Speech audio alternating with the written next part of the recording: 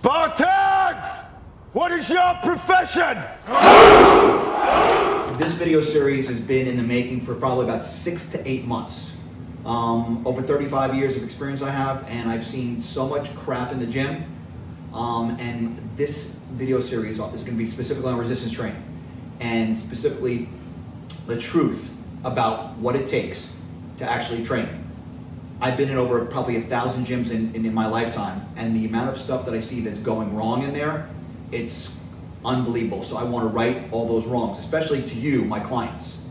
But before we get into that, let's talk about the bigger system. Let's talk about the 5 components to alter body composition, which all of you are involved in. Okay, so let's kind of review those, and then we'll talk about resistance training, and then we'll have modules for each body part that we'll cover.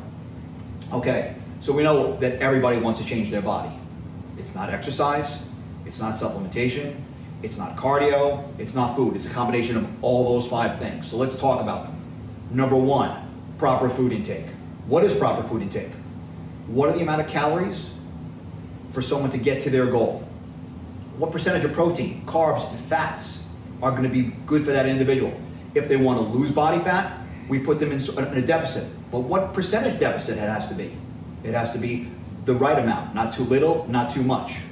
Okay? What foods should they be eating? Foods that they like, foods that are available, fit their lifestyle, and that are sustainable. The key word, sustainable, because if it's not sustainable, it's not going to last. And most importantly, what foods make that person, give them the best energy? There are certain foods that don't agree with certain people, and of course we find that out along the journey. Okay, so you're either in a deficit to lose body fat and a certain amount of a deficit, and you're in a surplus if you're just looking to gain muscle. And what percentage of those protein, carbs, and fats are best for each meal? So you get from meal 1 to meal 2 without getting hungry, from meal 2 to meal 3, and so on and so on. Okay, then the second component, cardio, the most overused tool in the gym. My humble opinion is if you don't know how many calories you're taking per day, cardio is absolutely worthless, other than making your heart in better shape. Okay? It's a tool to increase the deficit so you can eat as much food as possible. But cardio is a double-edged sword, because they say you start doing cardio today and your heart at rest is beating about 80 beats a minute. After about 2 months, your heart is beating 65 beats a minute.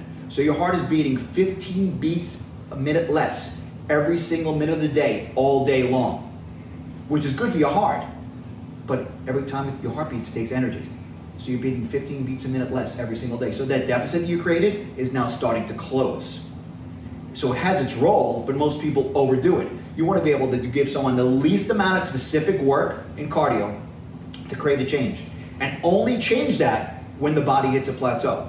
So again, food intake, the proper, whether it be in a surplus or it be in a deficit, and the right percentage of protein, carbs, and fats, so that person is, satisfied as well as being sustainable. Cardio to create that additional deficit. Now, the third component is supplementation, a very controversial topic. You want to make sure the supplements you get are GMP, which is good manufacturing principles, that they're nationally certified for sport, and they're, most importantly, third-party tested. So you have purity, potency, and quality.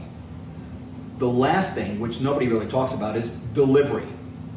In food, when we eat food, the vegetable structures house those nutrients so that they are enrobed in those vegetable structures, so that in certain areas in the small intestine, those nutrients are released. So you want to make sure that that vitamin you're taking, if it's a vitamin, that it is enrobed so that at certain pHs in the small intestine, that payload of vitamin C is released and then absorbed. In addition, it needs to be protected from the stomach acid, because the acid in your stomach can burn the skin off your hands. So a raw nutrient will be destroyed by the stomach acid. Okay, so it needs to be in a tablet when you're talking about a vitamin mineral. There are certain things that are not affected by the acid in the stomach, i.e. creatine, because it's not affected by the acid. Okay, so supplements I put into 3 categories. 1 is health, 2 is performance, and 3 is healing. And we talk about all 3 of those things. So it's basically going to give you the nutrients without the additional calories, so you can build muscle at the expense of fat, or not lose any muscle because you're eating less food than you normally do to sustain yourself. So you got to give yourself the nutrients without calories, you know?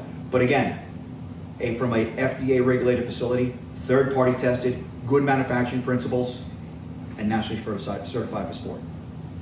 Fourth component, which we're going to talk about in great depth, is resistance training, which I call the magic bullet.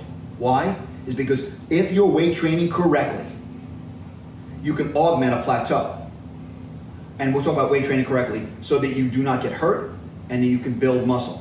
And the key there is to go to absolute muscular failure, which unfortunately most people don't. They stop when it starts to hurt. Okay? And a lot of women say, I don't want to weight train because I want to get big and bulky. Well, talk to about 40 guys in the gym who are in there every single day trying to get big and they're having problems. It doesn't happen by accident. But weight training, you know, is even better than cardio. And what I mean by that is there's something called EPOC, which I've explained to a lot of people. EPOC. It's called excess post oxygen consumption, which basically if you take a muscle and you go to absolute muscular failure, you're recruiting all these fibers, you create a huge amount of muscle damage. Your body has to recover from that muscle damage. So when you leave the gym, somewhere between 40 and 72 hours, you have what's called an afterburn, where your body does a cleanup, reorganization, and growth phase. That takes calories.